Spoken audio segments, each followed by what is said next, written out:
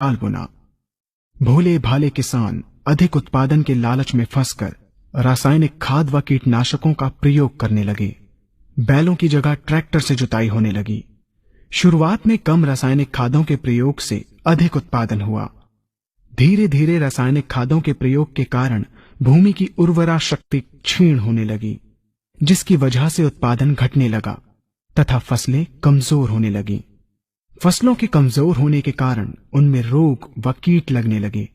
रोग व कीटों से फसल की सुरक्षा के लिए और अधिक कीटनाशकों का प्रयोग होने लगा।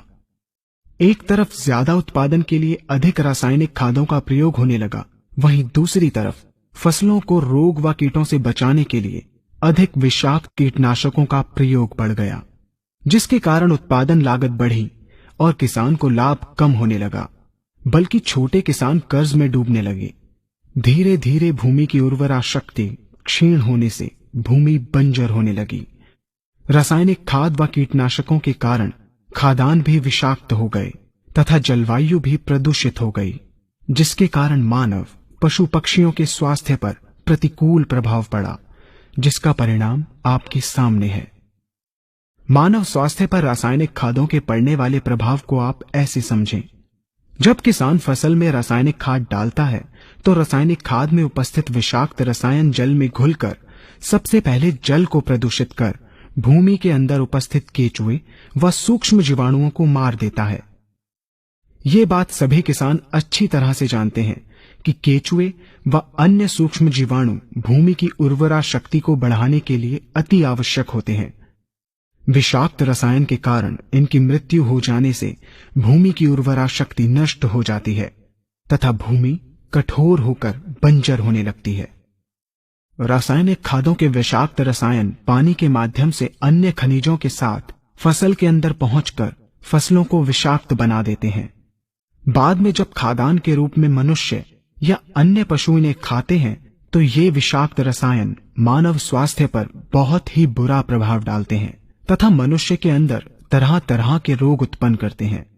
जब हम जैविक खाद का प्रयोग भूमि पर करते हैं तो जैविक खाद पानी में मिलकर पानी को प्रदूषित नहीं करती।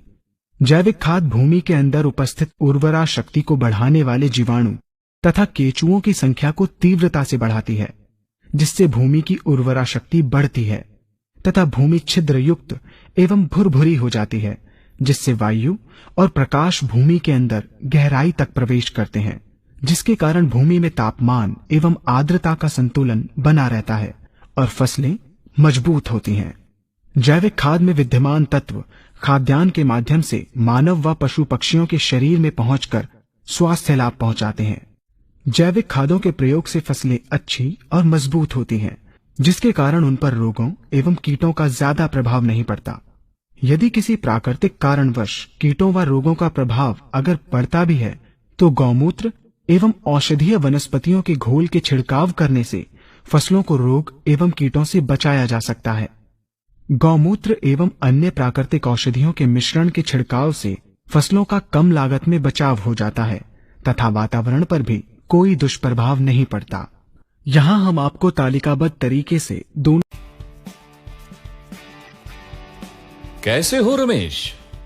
मैं अच्छा हूँ, तुम बताओ कि तुम कैसे हो? मैं भी ठीक हूँ। तो रमेश, पैदावार और बाजार भाव के मामले में ये साल तुम्हारे लिए कैसा रहा? पिछले कुछ सालों की तुलना में ये साल काफी अच्छा रहा। पैदावार में लगभग 20 से 25% बढ़ोतरी हुई, साथ ही बाजार में भी बेहतर दाम मिले। ये तो बहुत अच्छी बात है। एक बात बताओ, हम दोनों एक सी फसल उगाते हैं, एक से मौसम में काम करते हैं और लगभग बराबर मेहनत करते हैं। ऊपर से एक ही बाजार में पैदावार को बेचने भी जाते हैं। उसके बावजूद पैदावार और बाजार के भाव में इतना अंतर क्यों? अरे भाई, परेशानी तेरी पसंद की फसल या मेहनत में नहीं है। फिर तुम्हारे हिसाब से परेशानी क्या है? हम हमेशा एक ऐसे समाधान की तलाश में रहते हैं जो हमें पैदावार बढ़ाने में मदद कर सके, और इस चक्कर में हम सिंथेटिक और रासायनिक कृषि प्रोडक्ट्स का सहारा ले लेते हैं। इन प्रोडक्ट्स से हमें तुरंत तो अच्छे परिणाम मिल जाते हैं, पर लंबे समय में पैदावार की मात्रा और गुणवत्ता दोनों में कमी आ जाती है, जिसके चलते बाजार में भी उम्मीद से कम भाव मिलते हैं। ये तो सच है, पर हम लोग कर भी क्या सकते हैं? मैं जानना चाहता हूं कि तुमने इससे निपटने के लिए क्या किया। मुझे भी तुम्हारी तरह समझ में नहीं आ रहा था। फिर मेरे एक दोस्त ने मुझे नेटसर्फ के बायोफिट प्रोडक्ट्स के बारे में बताया। बायोफिट 7 कृषि देखभाल और 2 पशु देखभाल प्रोडक्ट्स की रेंज है, जो एक व्यापक दृष्टिकोण के साथ किसानों को जैविक कृषि अपनाने में मदद करता है। मेरे दोस्त के अनुभवों को सुनकर मैंने बायोफिट स्टिमरिच का उपयोग किया और जिससे मुझे अत्यंत अच्छे परिणाम मिले। स्टीमरिच, वो क्या है? मुझे जरा विस्तार से बताओ ना। ये पौधों के लिए एक जैविक वृद्धि वर्धक है, जिसका व्यवस्थित उपयोग सभी विकास चरणों में पौधे को स्वस्थ और उत्पादक बनाता है। ये सब सुन के तो अच्छा लग रहा है। क्या तुम मुझे बता सकते हो ये हर वृद्धि चरण में कैसे मदद करता है? हाँ बिल्कुल।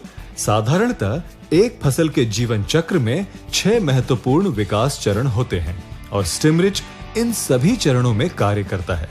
चलो एक एक करके समझते हैं। पहला, बीज अंकुरण। ये फसल वृद्धि का पहला एवं अत्यंत महत्वपूर्ण चरण है और इसके बावजूद ये देखा गया है कि सिर्फ 60 से 70% बीज ही अंकुरित होते हैं और शुरुआत में ही हमें 30 से 40% बीजों का नुकसान सहन करना पड़ता है। स्टिमरिच का उपयोग बीजों के अंकुरण में वृद्धि करते हुए नुकसान को कम करता है। जब मैंने इसका उपयोग अपनी फसल पर किया तो लगभग 90 से 92% बीज अंकुरित हुए। 2. 3 से 5 पत्ती अवस्था। ये एक अत्यंत महत्वपूर्ण अवस्था है क्योंकि इस दौरान व्हाइट रूट्स का विकास होता है, जो पोषक तत्वों के अवशोषण के लिए जिम्मेदार होती है। इस दौरान स्टिमरिच का उपयोग व्हाइट रूट्स के उचित विकास को बढ़ावा देता है, जो आगे की वृद्धि के लिए आधार तैयार करते हैं। जितनी मजबूत नींव उतना ही मजबूत पौधा होगा। तीसरा, वनस्पतिक विकास। चूंकि अब जड़ों का विकास हो गया है तो वो वनस्पति के विकास में मदद करती है। इस चरण में स्टिमरिच का इस्तेमाल मजबूत तने, अधिक शाखाओं के विकास को बढ़ावा देता है। चौथा, फूलों का विकास। हम सभी जानते हैं कि पौधे में जितनी अधिक फूलों की संख्या होगी उतनी ही अधिक फसल होने की संभावना, जबकि ऑक्सीजन की कमी होने के कारण हम सभी फूल गिरने जैसी समस्या का सामना करते हैं। इस समस्या के समाधान के लिए स्टिमरिच पौधों को प्राकृतिक रूप से उत्पन्न ऑक्सीजन प्रदान करते हैं। परिणाम स्वरूप फूलों का गिरना कम हो जाता है। पांचवा, फल एवं पुष्प गुच्छ गठना। स्टिमरिच पुष्प गुच्छ की आकार को बनने एवं फलों के व्यवस्थित विकास को बढ़ावा देता है। छठा, अनाज भरने एवं फलों का बनना। यह फसल के जीवन चक्र का अंतिम चरण है और स्टिमरिच कार्बोहाइड्रेट को तने से ऊपर तक पहुंचाने में मदद करता है। परिणाम स्वरूप पैदावार रंग एवं आकार में अच्छी होती है, साथ ही ताजी भी दिखती है। इस प्रकार से स्टिमरिच के इस्तेमाल से उपज में लगभग 20 से 25% वृद्धि होती है। साथ ही बीजों में लगने वाली लागत एवं इंटरकल्चर कॉस्ट में भी कमी आती है। एक बात बताओ, बाजार में ऐसे वादे करने वाले बहुत से प्रोडक्ट्स मौजूद है, तो तुम्हें एक नया प्रोडक्ट इस्तेमाल करते समय डर नहीं लगा? इसलिए मैंने कंपनी और प्रोडक्ट्स के बारे में पूरी तरह से जानने का निर्णय लिया और मुझे पता चला कि भारत में 10 लाख से भी अधिक किसान बायोफिट प्रोडक्ट्स का इस्तेमाल कर रहे हैं। साथ ही स्टिमरिच सभी आवश्यक संस्थाओं द्वारा प्रमाणित है, जैसे कि इसका उत्पादन DSIR द्वारा प्रमाणित लैब्स में होता है। साथ ही APEDA द्वारा यह भी प्रमाणित है कि इसका कोई रासायनिक अवशिष्ट नहीं है। तुमने सब कुछ बहुत अच्छे से समझाया है। एक बात बताओ, इसका इस्तेमाल किन किन फसलों के साथ किया जा सकता है? सबसे अच्छी बात यह है कि यह सभी प्रकार की फसलों के लिए अनुकूल है, जैसे कि फल, सब्जियां, अनाज, दालों आदि। ये सब तो मुझे समझ में आ गया, पर तुमको बाजार में भाव क्यों बेहतर मिलते हैं? देखो भाई, जब आपकी पैदावार रंग, आकार में अच्छी है, दिखने में भी ताजी है, ऊपर से जैविक, तो कोई भी उसके लिए ज्यादा भाव देगा। 100 बात की एक बात यह है कि हम सब स्वस्थ और पौष्टिक खाना खाना चाहते हैं। मैं इस प्रोडक्ट को पक्का उपयोग करूंगा। अच्छा, इसका इस्तेमाल कैसा करना है? बहुत आसान है। 1 लीटर पानी में 1 मिलीलीटर स्टिमरिच मिलाकर हर वृद्धि चरण में स्प्रे करना है। एक आखिरी सवाल, क्या इसका उपयोग करते समय किसी खास बात का ख्याल रखना है? अच्छा हुआ तुमने मुझे याद दिलाया। बेहतर परिणाम के लिए इन बातों का ध्यान जरूर दें। स्टिमरिच के उपयोग से पहले पंप को पूरी तरह से साफ करें। उसमें किसी भी प्रकार के सिंथेटिक या रासायनिक अवशेष नहीं होने चाहिए। स्टिमरिच को किसी भी सिंथेटिक प्रोडक्ट के साथ न मिलाएं।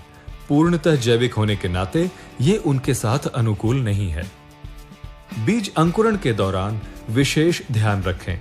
उदाहरण के तौर पर अगर बीज का आवरण नरम एवं संवेदनशील है तो उस पर स्टिमरिच मिक्स का स्प्रे करके बीज रोपण से पहले छांव में कुछ देर रहने दें। दूसरी तरफ यदि बीजों का आवरण कठोर है तो उन्हें स्टिमरिच मिक्स में भिगो कर रखें, फिर छांव में सुखाकर बीजारोपण करें। तुम्हें भी बायोफिट कृषि फायदेमंद कृषि का साथ लेना चाहिए। बायोफिट प्रोडक्ट्स के बारे में अधिक जानने के लिए